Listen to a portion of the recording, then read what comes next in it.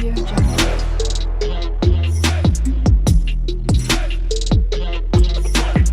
Audio Jungle. Hello అండి అందరికీ welcome back to our channel Sai Shruti makeup and blogs.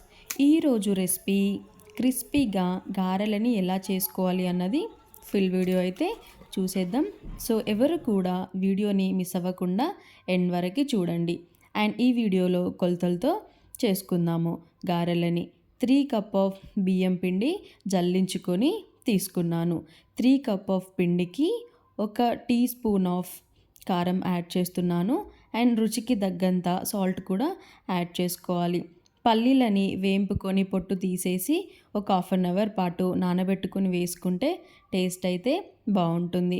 And ఇందులోకి నువ్వులు కూడా డైరెక్ట్గా వేయకుండా నానబెట్టుకొని వేసుకుంటే ఆయిల్లో వేసినప్పుడు సపరేట్ అవ్వకుండా ఉంటుంది. అండ్ పావు కప్పు శనగపప్పును కూడా నానబెట్టుకొని యాడ్ చేసుకోవాలి. ఇందులోకి ఇప్పుడు మసాలా ప్రిపేర్ చేసుకుందాము. 2 టేబుల్ స్పూన్ ఆఫ్ ధనియాలు, 1 టేబుల్ స్పూన్ ఆఫ్ జీలకర్ర, ఒక 15 నుండి 20 వరకు వెల్లుల్లి ఇలా మిక్సీ జార్లో యాడ్ చేసుకొని పౌడర్ లాగా చేసుకొని ఇలా యాడ్ చేసుకుంటే టేస్ట్ అయితే బాగుంటుంది. దీంట్లోకి ఎలాంటి వాటర్ యాడ్ చేయనక్కర్లేదు. సో ఇప్పుడు పావు కప్ కరివేపాకును కూడా యాడ్ చేసుకున్నాను. ఇంకా హాఫ్ కప్ కొత్తిమీరని కూడా యాడ్ చేసుకున్నాను. సో ఇప్పుడు ఇవన్నీ వేసుకున్న తర్వాత పిండి మొత్తాన్ని కూడా మంచిగా కలుపుకోవాలి. స్పూన్తో కలుపుకునే దానికంటే హ్యాండ్తో మిక్స్ చేసుకుంటేనే పర్ఫెక్ట్గా వస్తుంది. సో పిండి మొత్తాన్ని కూడా గట్టిగా ప్రెస్ చేస్తూ కలుపుకోవాలి. సో మనం తీసుకున్న అన్ని పిండిలోకి మంచిగా మిక్స్ అయ్యేంత వరకు కలుపుకోవాలి.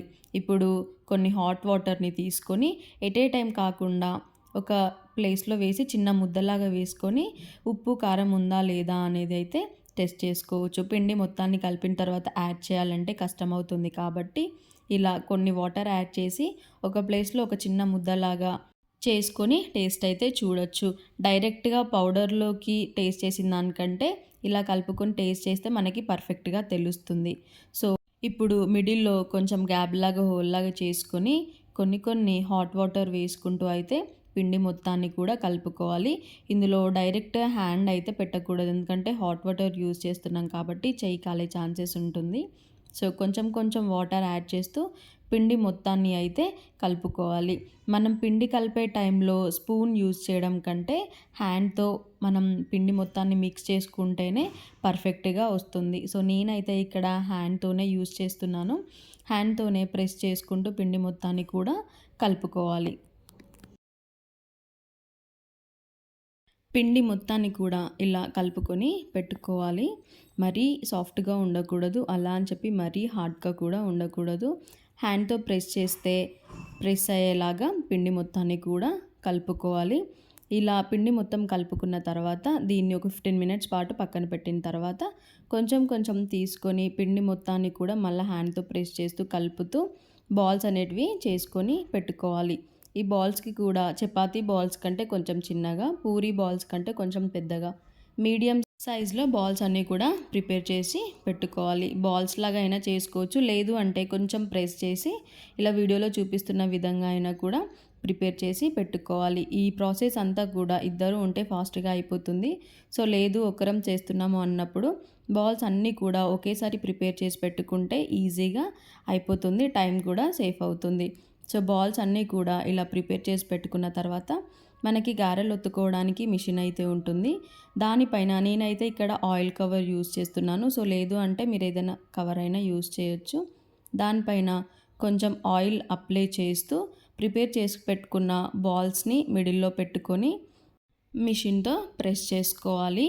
ఎక్కువ హార్డ్గా ప్రెస్ చేయకూడదు, మొత్తం అతుక్కపోతుంది. అలా అని చెప్పి ఎక్కువ మందం కూడా చేసుకోకూడదు. మీడియంగా ఒకసారి అలా ప్రెస్ చేస్తే మనకి పర్ఫెక్ట్గా గార అనేది వస్తుంది. సో గారెలు ఒత్తుకునే టైంలో కూడా పల్చగా ఒత్తుకోవాలి, ఎక్కువ మందం అయితే ఒత్తుకోకూడదు, ఎందుకంటే మెత్తగా వస్తుంది. సో కావాలి అంటే మిడిల్లో హోల్ అయినా పెట్టుకోవచ్చు, సో లేదు అంటే అవసరం లేదు. ఇప్పుడు స్టవ్ ఆయిల్ పెట్టి కొంచెం హీట్ అయిన తర్వాత మనం చేసుకున్న గారెలన్నీ కూడా అందులో వేసుకోవాలి. ఇంకా ఒక్కొక్కటిగా గారెలు అనేవి ఒత్తుకొని ఆయిల్లోకి వేసుకోవాలి. ఆయిల్లో వేసుకున్న తర్వాత దాంట్లో నురుగులాగా ఫామ్ అవుతుంది.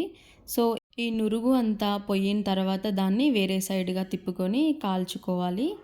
ఇలా 2 సైడ్స్ తిప్పుకుంటూ అయితే కాల్చుకోవాలి. ఈ ప్రాసెస్ అంతా కూడాను మీడియం నుండి హై ఫ్లేమ్‌లో మిడిల్‌లో పెట్టుకొని చేసుకోవాలి. లో ఫ్లేమ్‌లో పెట్టుకొని చేసుకుంటే చాలా టైమ్ టేకింగ్ ప్రాసెస్ ఉంటుంది. సో, ఇలా చేసుకోవడం ద్వారా గారెలనేవి చాలా క్రిస్పీగా వస్తుంది. అండ్ మనం గారెలు ఒత్తుకొని డైరెక్ట్‌గా ఆయిల్‌లో వేసుకోవాలి అంటే కష్టమైతుంది కాబట్టి, వేరే ఒక తడి క్లాత్‌ని తీసుకొని చేసుకొని పెట్టుకున్న గారెలన్నీ కూడా ఆ క్లాత్ పైన యాడ్ చేసి ఒక్కొక్కటిగా వేసుకోవచ్చు. సో, నేనైతే ఒకదాన్ని చేసుకున్నాను కాబట్టి డైరెక్ట్‌గా ఆయిల్‌లో వేశాను. సో, నాకైతే ఇక్కడ గారెలనేవి రెడీ అయిపోయినవి. చాలా క్రిస్పీగా వచ్చింది అండ్ టేస్ట్ కూడా చాలా బావుండే. సో, మీరు కూడా ట్రై చేయండి. ఎవ్వరికీ ఈ ప్రాసెస్ పైన ఐడియా లేకపోయినా కూడా ఈజీగా చేసుకోవచ్చు. మరి మీరు కూడా ఈ బతుకమ్మ పండుగకి ఇలా ట్రై చేయండి. వీడియో నచ్చినట్లయితే ఒక లైక్ చేసి సబ్స్క్రైబ్ చేసుకోవడం మర్చిపోకండి. And thank you for watching.